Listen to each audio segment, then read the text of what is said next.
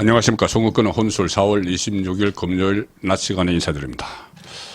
오늘이 윤석열 대통령이 민주당 이재명 대표에게 영수회담을 하자고 제안한 마지막 날이죠. 사실상 지난주에 그 금주 중에 이번 주 중에 형편이 되는 대로 날을 잡아서 영수회담, 이재명 쪽이 쓰는 표현이죠. 단독회담이죠. 윤석열 대통령과 이재명의 단독회담을 하자 이렇게 했는데 민주당 쪽이 무리한 요구를 하는 바람에 항복 문서를 받아내려고 하는 듯한 그런 요구들, 윤석열 대통령 국정 운영에 대해서 사과하라, 재발 방지 약속하라, 거부권 쓴 거 그것도 사과하고 재발 방지 약속하라, 이런 터무니없는 주장을 하는 바람에 날짜도 못 잡았죠. 그리고 오늘이 마지막 날인데 오늘 이재명 또 재판 받으러 갔습니다. 선거법 위반.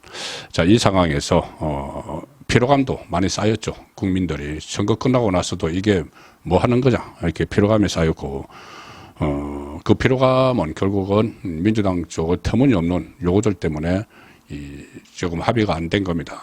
이 상황에서 오늘 그 이재명이 돌연 이 영수회담이라고 표현을 씁니다. 이재명은 영수회담인데 단독회담이죠. 과거 영수회담과 같은 것이 아닙니다. 어쨌든 이재명은 돌연 영수회담 협상 지금 하고 있는 거 다 접어두고 신속히 윤석열 대통령 만나겠다 이렇게 갑자기 선언을 했습니다.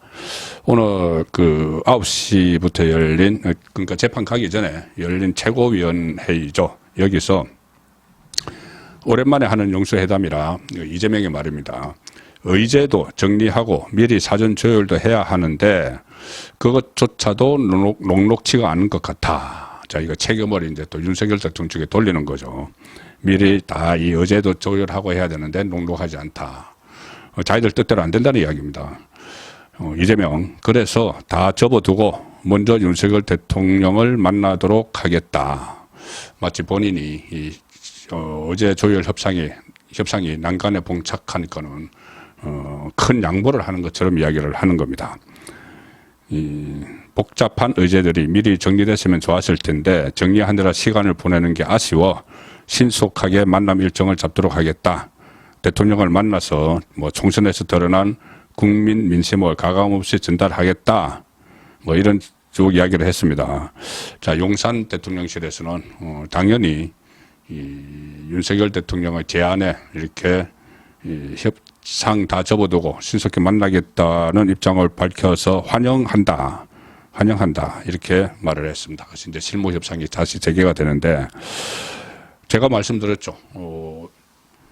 이재명 입장에서는 이 회담이 무산돼도 나쁠 게 없다. 왜냐하면은 회담을 제안하자고 해놓고 결국은 우리가 요구한 의제를 받아들이지 않아서 회담이 무산됐다. 불통이다. 윤석열 대통령 또 불통을 드러냈다. 그런 그 프레임을 씌울 수가 있기 때문에 민주당 안에서도 나온 이야기입니다. 무산될 게 나쁠 것도 없다고 했는데 왜 갑자기 무산시키지 않고 이재명이 그래 그러면은 협상하지 말고 만나서 이야기하자. 일단 만나자. 이렇게 했을까요? 이유가 있습니다. 일단은 하나 이 국민의 그 시선이 따가운 시선이 이 민주당의 무리한 요구에 집중이 되면서 이 협상이 결렬되면 책임이 본인들에게 다 돌아갈 수 있는 그런 상황이 됐다는 것 하나. 당초 그 협상이 무산됐을 때 기대했던 것과는 다른 여론이 형성될 수 있다는 것 하나.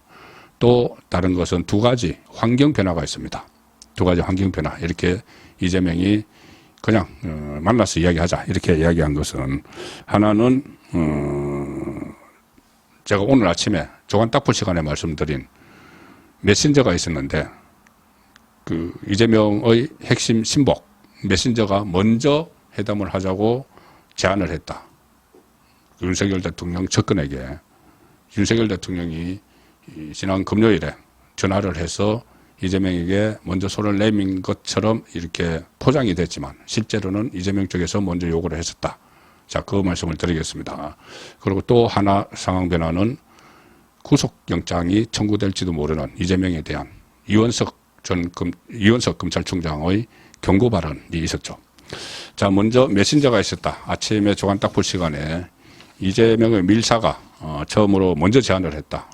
윤석열 대통령 측근에게, 그리고 그 측근이 용산에 전달을 해서 윤석열 대통령이 전화를 한 것이다. 자, 이렇게 그 말씀을 드리는데, 물론 이것 때문에 최종적으로 전화를 해서 단독회담을 제안해야 되겠다고 윤석열 대통령이 결심했다. 이렇게만은 또 볼 수 없는 측면도 있겠죠. 근데 어쨌든 그런 그 상황도 있었다는 것을 말씀을 드립니다.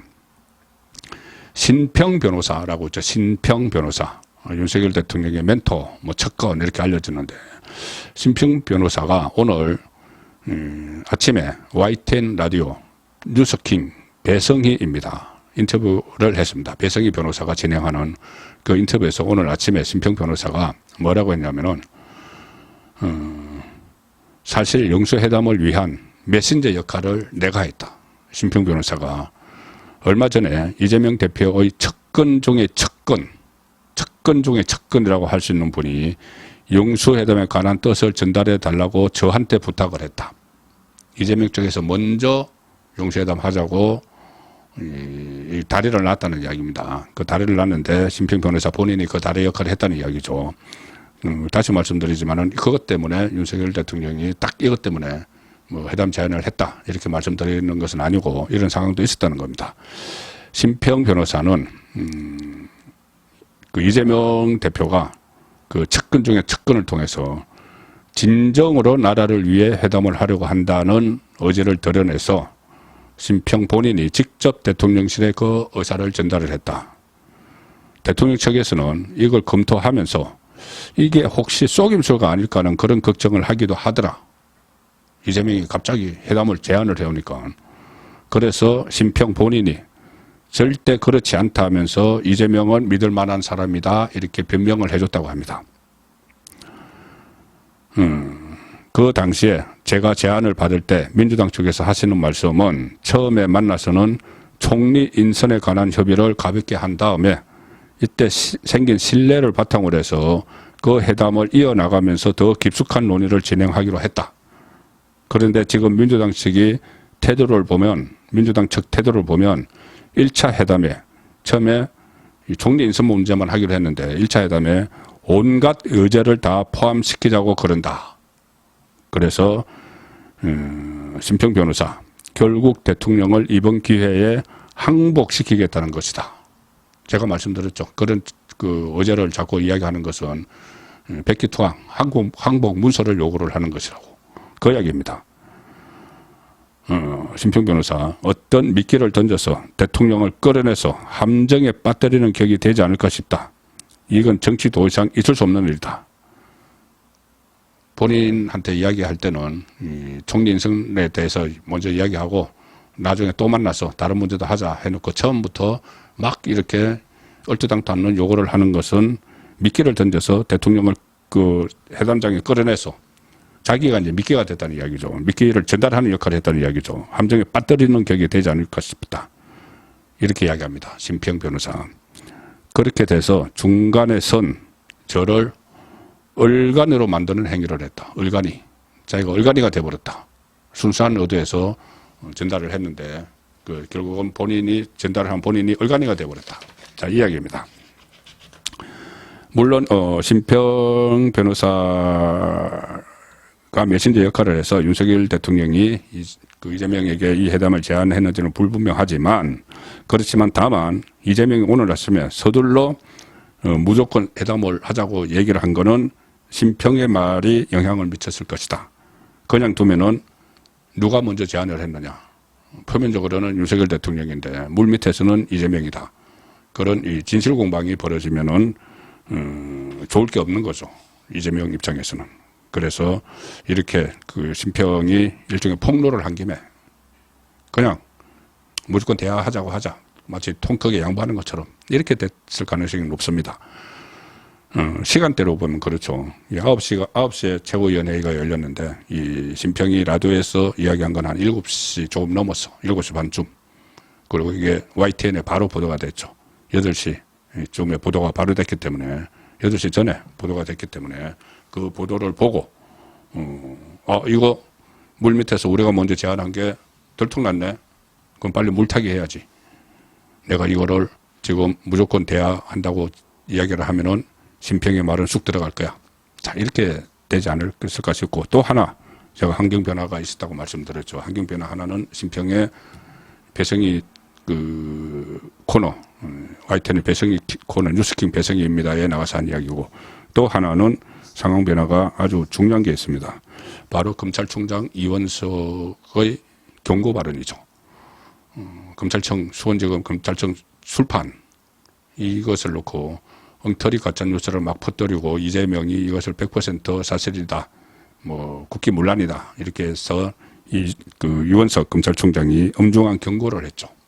경고를 해서 이게 그동안 좀 물밑에 잠복되어 있던 이재명의 대북 송금 관련 영장 재청구, 구속영장 재청구 이것을 실행에 들어가는 그런 경고 발언일 수도 있기 때문에 이재명은 몸을 바짝 엎드리고 있습니다. 그 발언이 이원석 검찰총장의 발언 이후에 오늘이 나흘째인데 이재명이 이 여기에 대해서 한마디도 하지 않고 있습니다. 그전에는 100% 이하영의 말이 술판 말이 사실이다. 거기서 회유당했다. 그래서 나를 공경에 받들이고 있다. 이하영이 나에게 보고를 했다는 것은 엉터리다. 대북 송금을.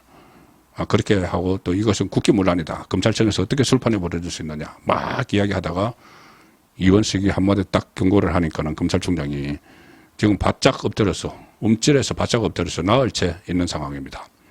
이 상황에서 본인이 윤석열 대통령과 영수회담을 하자고 8번이나 졸랐던 이유, 검찰, 법원 리스크를 좀 물타기 하기 위한 거죠.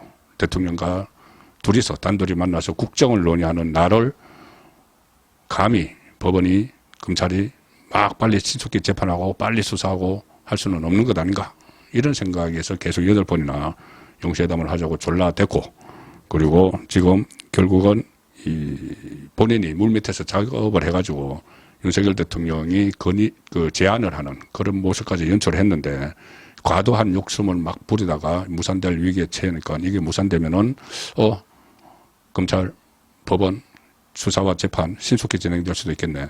자, 그러면은 무조건 열어야지. 이 생각에서 갑자기 오늘 아침에 무조건 회담하자 던졌다. 두 가지의 상황 변화가 영향을 미쳤다고 봅니다. 선거권의 혼술이었습니다.